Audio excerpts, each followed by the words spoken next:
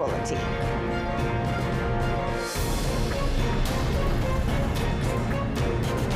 Now don't look back and continue driving Malaysia towards excellence.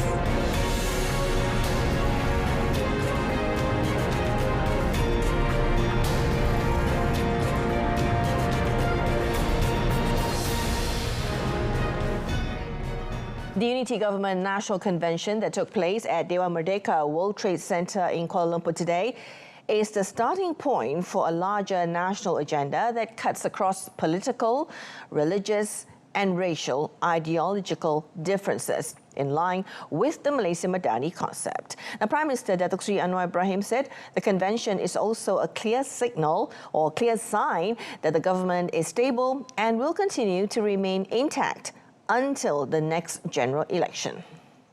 Konvensyen hari ini, saudara, ini memberikan signal yang jelas kepada rakyat Malaysia dan dunia. Kerajaan ini bukan saja stabil, tapi insya-Allah kekal sehingga pilihan raya umum akan datang. Kekal untuk apa? Untuk pastikan pertama tata kelolanya mesti baik, hentikan amalan rasuah dan penyalahgunaan kuasa, dan keduanya pastikan dasar yang boleh memacu pertumbuhan dan membela nasib rakyat negara kita. Over 10,000 leaders and representatives of 19 parties under the ruling coalition attended the Unity Government's National Convention themed Madani Mengangkat Agenda Rakyat today. Prime Minister Datuk Seri Anwar Ibrahim has been urged not to look back and to continue to drive Malaysia to become an advanced country. Deputy Prime Minister Datuk Seri Dr. Ahmad Zahid Hamidi said although there are criticisms from various quarters towards the country's leadership and the existing government, these matters should be ignored for the sake of national development. Di hadapan sini, rakyat seluruh negara mahu Yang Amat Berhormat Perdana Menteri bersama-sama 19 parti yang ada terus memacu Malaysia sebagai sebuah negara yang terhadapan. Datuk Seri Dr. Ahmad Zahid, who is also Barisan Nasional Chairman, said he does not want to look at the past anymore when they were both fierce rivals from the opposite sides of the spectrum. Now, he also told the 1,000-plus strong audience at Dewan Merdeka World Trade Center, Kuala Lumpur, not to heed the naysayers who chide them for working with each other. The Gang Perpaduan or GP initiative is proof of the commitment of all parties that support the Unity Government towards strengthening unity to build a nation state. Elaborating, Deputy Prime Minister Datuk Seri Fadillah Yusof said the initiative was also an effort to attract the interest of young people to work together with Pemuda Perpaduan, the youth movement under the Unity Government, to mobilise the unity agenda throughout the country. Asas kekuatan sesebuah negara adalah perpaduan di kalangan semua lapisan masyarakatnya. Tak kira sektor politik, sektor perniagaan, sektor sosial. Kalau kita dapat bersatu, insya-Allah yang lain akan dapat datang. Dalam rencana kita membangunkan dan membina negara bangsa yang lebih kukuh, yang lebih harmonis dan lebih dari segi kemakmurannya dan kesejahteraannya. The Deputy Premier said this to reporters after the Unity Government Pemuda Nasional Convention at Dewan Tun Dr. Ismail Kuala Lumpur World Trade Center today. Earlier, Datuk Seri Fadillah launched the GP initiative and Tekad Pemuda Perpaduan or Youth Resolutions in conjunction with the Unity Government National Convention 2023. Meanwhile, he said the convention was a platform for the youth wing of each party under the Unity Government to find common ground to ensure better implementation of efforts to help the people. The Ministry of Local Government Development, or KPKT, will take a comprehensive look at the proposed restructuring of the Malaysian Fire and Rescue Department, or JBPM, according to its Minister Ngah Koh Meng. He said this will be done in phases involving the upgrading of staffing and the filling of existing posts, as well as increasing the number of JBPM personnel. The restructuring, he said, includes welfare aspects such as a review of the existing scheme, such as salaries and related allowances. Dengan jumlah keanggotaan terkini melebihi 15,000 orang anggota berbanding dengan 33.57 juta populasi Malaysia, yang menjadikan nisbah keanggotaan adalah 1 bagi 2,238 orang rakyat Malaysia. Ditambah dengan jumlah panggilan kecemasan yang perlu dihadiri melebihi 100,000 panggilan setiap tahun. Saya melihat jumlah keanggotaan bomba sama sekali masih belum seimbang dan perlu ditingkatkan.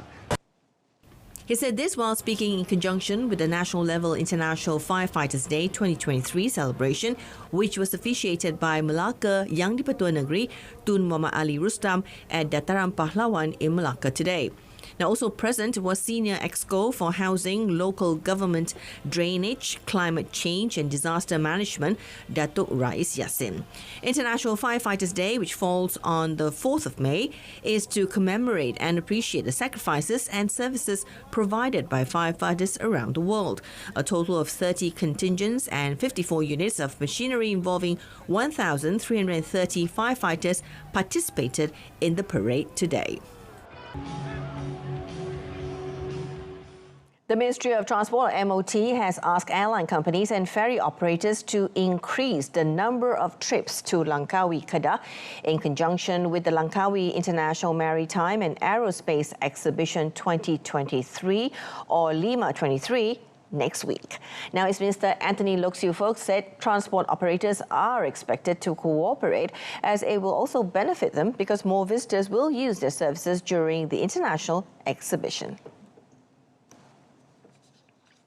Kita ada pengalaman yang baik dan syarikat yang menganjurkan, yang diberikan amanah untuk menganjurkan ini sudah tentu mereka sudah dapat persiapan sudah lama, lebih setahun persiapan dibuat, dan saya difahamkan sambutan kali ini cukup luar biasa.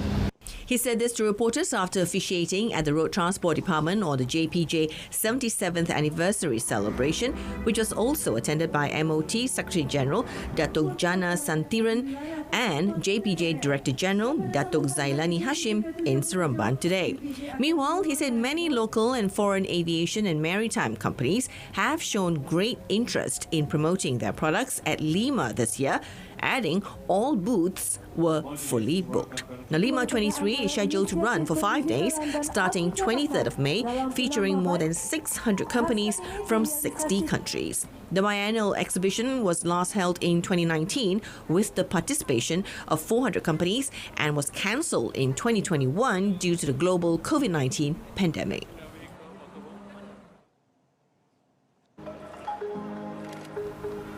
On a separate note, Loke said that the Road Transport Department, or JPJ, intends to go for full digitalization in the future to ensure the quality of the agency's delivery to the people runs smoothly and effectively. He said the digitalization concept had already been initiated through the JPJ Digitalization Strategic Plan 2021 to 2025 with various initiatives including information technology infrastructure plans, governance and competency. Memang kita harap ada pendigitalan penuh, tetapi itu akan mengambil masa lah. Jadi sebab ada banyak sistem yang perlu diintegrasikan, dia akan mengambil masa. Seperti yang kita nyatakan tadi, ada plan pendigitalan JPJ ialah daripada 2021 hingga 2025. Jadi plan ini melibatkan 5 tahun. Jadi sekarang 2023, kita telah pun ada beberapa inisiatif yang telah pun diumumkan seperti ELKM, EOMM dan sebagainya. He said the digitalization concept was also applied to a more holistic enforcement strategy, including using drones to detect offenders who violate traffic rules, including during the Ops Hari Raya Aidilfitri road safety operation. Now, every allocation or contribution announced by the government at the state level is for the benefit of the people and not a bribe.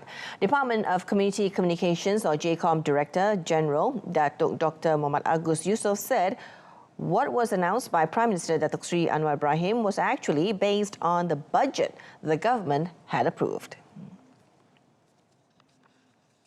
Orang nak pergi mengundi, you bagi duit. Pergi mengundi parti. Itu rasuah. Kalau kerajaan bertanggungjawab mengumumkan peruntukan dalam batasan duit yang ada untuk pembangunan negeri, pembangunan rakyat, untuk kesejahteraan rakyat, untuk ekonomi rakyat, ekonomi negeri. Apa itu rasuah? Jadi sekarang ini kalau PM pergi ke mana-mana tak boleh umum peruntukan, takut itu rasuah. Negara ada peruntukan untuk rasuah dan yang PM umumkan itu semuanya mengikut bajet yang telah diluluskan. Speaking to reporters after officiating the Terengganu-level Madani Icons Roadshow at University Malaysia Terengganu today, Datuk Dr. Muhammad Agus said in Kelantan, for example, the Prime Minister recently announced various initiatives to solve the problems faced by the people, primarily related to flood mitigation and clean water supply.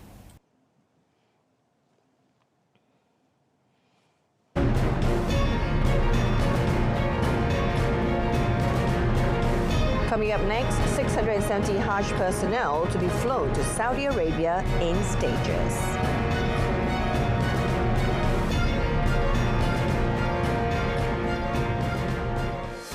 A total of 670 personnel will be flown to Saudi Arabia in stages for the smooth running of this year's Hajj operations.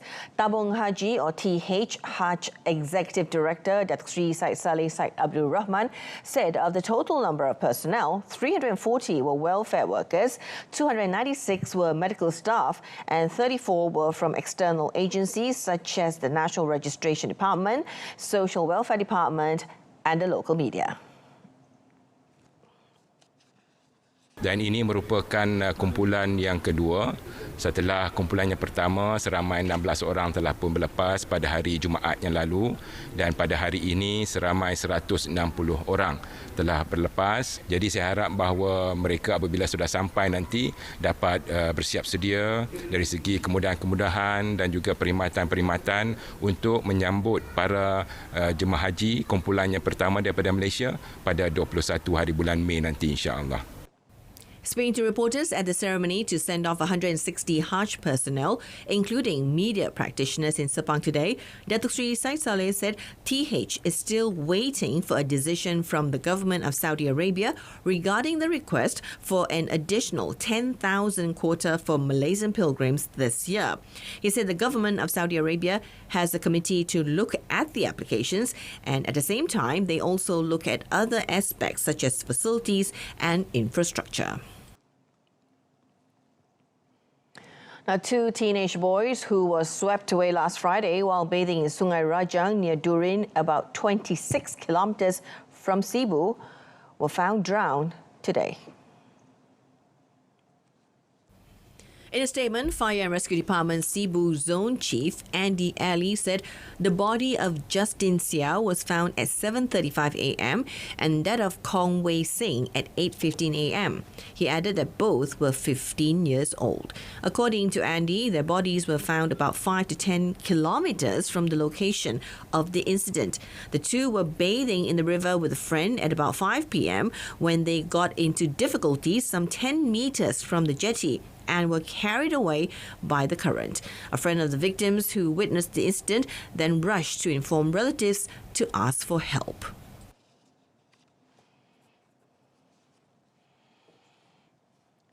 A director of a company dealing in the import and export of pine was charged in the Batu Pahat Magistrates Court today for evading income tax of more than 500,000 ringgit. Now, Go Boon Chai, 58, pleaded not guilty before Magistrate Nur Asida Abdurrahman. Director of Syarikat Utara Raya Sindra Berhad allegedly failed to enter the income in Form C for 2019, 2020 and 2021. The Inland Revenue Board had raided Go's office on the 11th of January.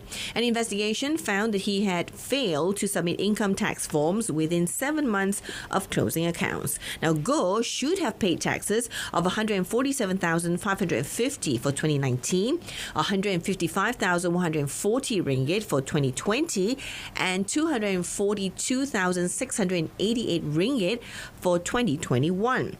Now, the accused is charged under Section 112, subsection 1A of the Income Tax Act 1967, punishable under the same section and act.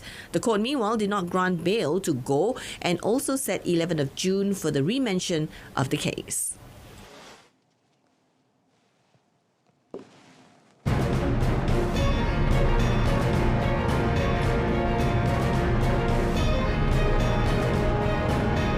powerful cyclone barrels towards Myanmar and Bangladesh. Thousands evacuated.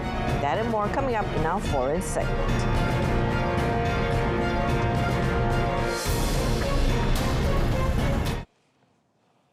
The Thai voters, old and young, flocked to their polling stations situated across Thailand as the national election kicks off today and is expected to deliver big gains for opposition forces, testing the resolve of a pro-military establishment at the heart of 2 decades of intermittent turmoil in the coup-prone country.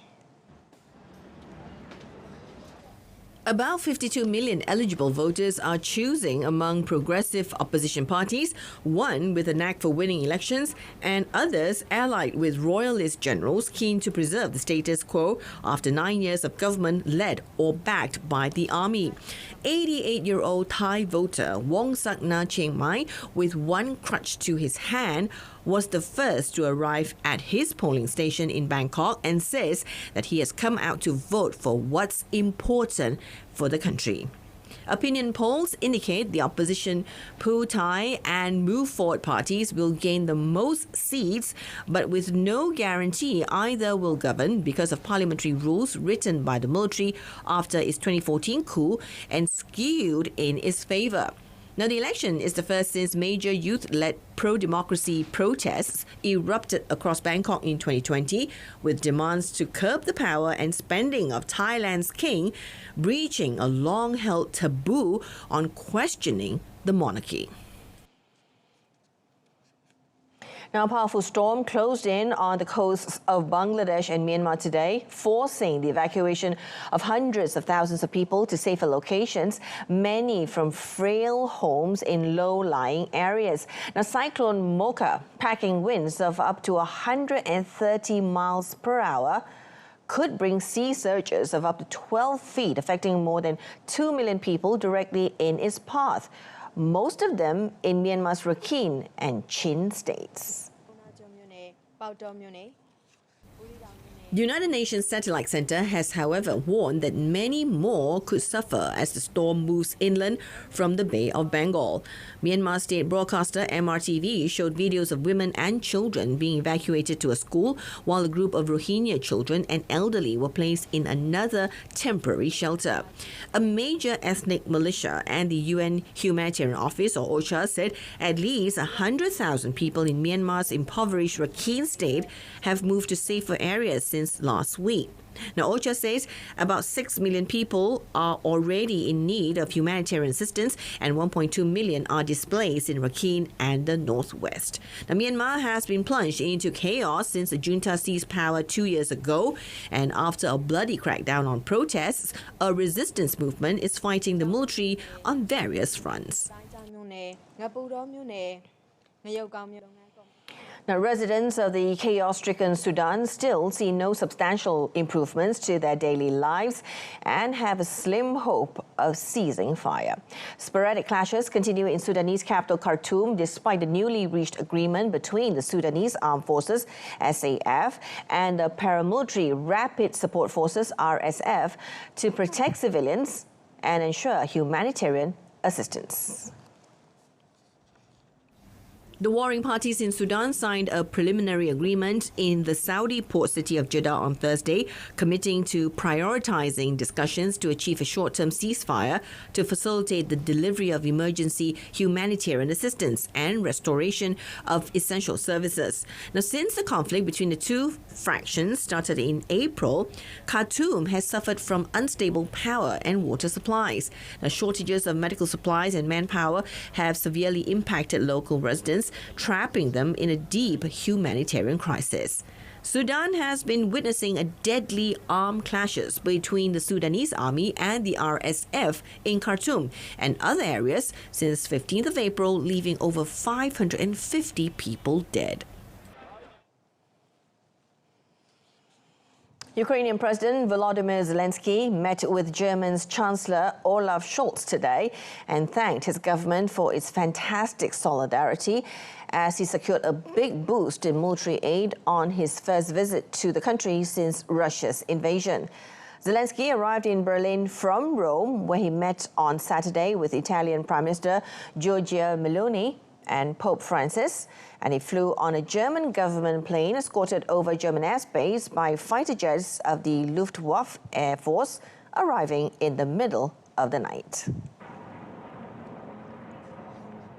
The Ukrainian leader was first greeted with military honours by German President Frank-Walter Steinmeier before heading over to the Chancellery to meet with Scholz. Now, Germany, which is Europe's largest economy, faced criticism at the start of the war for what some called a hesitant response, but it has become one of Ukraine's biggest providers of financial and military assistance. The government announced €2.7 billion of military aid to Ukraine on Saturday, its biggest such package yet since Russia's invasion in February last year, and pledged further support for Kiev for as long as necessary. Now, the package contained 30 of Germany's Leopard tanks, as well as fighting vehicles, reconnaissance drones, and 4 Iris-T air defense systems seen as crucial to prevent Russian missiles raining down on Ukrainian cities and critical infrastructure. Zelensky hailed this as a powerful package in a tweet, indicating that he aimed to discuss with Germany officials weapons supply as well as air defense, reconstruction, Ukraine's candidacy for membership of the European Union, and security. Turkish citizens headed to poll stations today for twin presidential and parliamentary elections. Now, the polls open at 8 a.m. and will close at 5 p.m. local time. And unofficial results are expected a couple of hours later.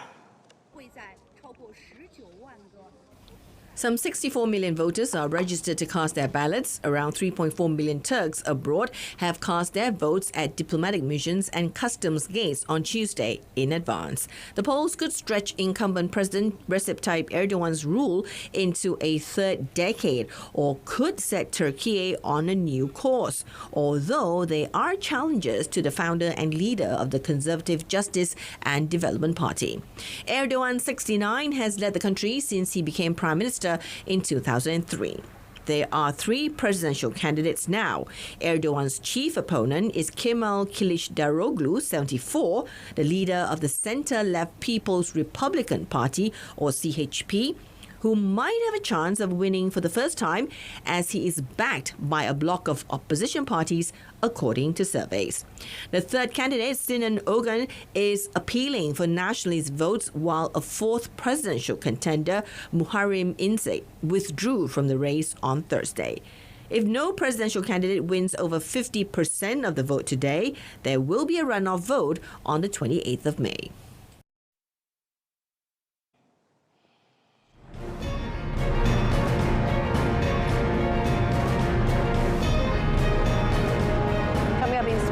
Limit participation of naturalized athletes at the SEA Games.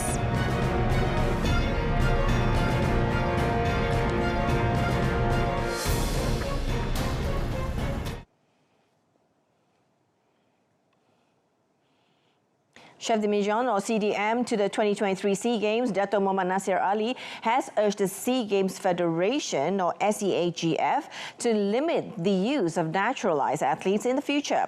Now, he suggested their participation in the biennial sporting event should be limited to 10 or 20% of the total players in a team, adding he was shocked when the host country fielded more than half of naturalized athletes to compete in the 2023 SEA Games.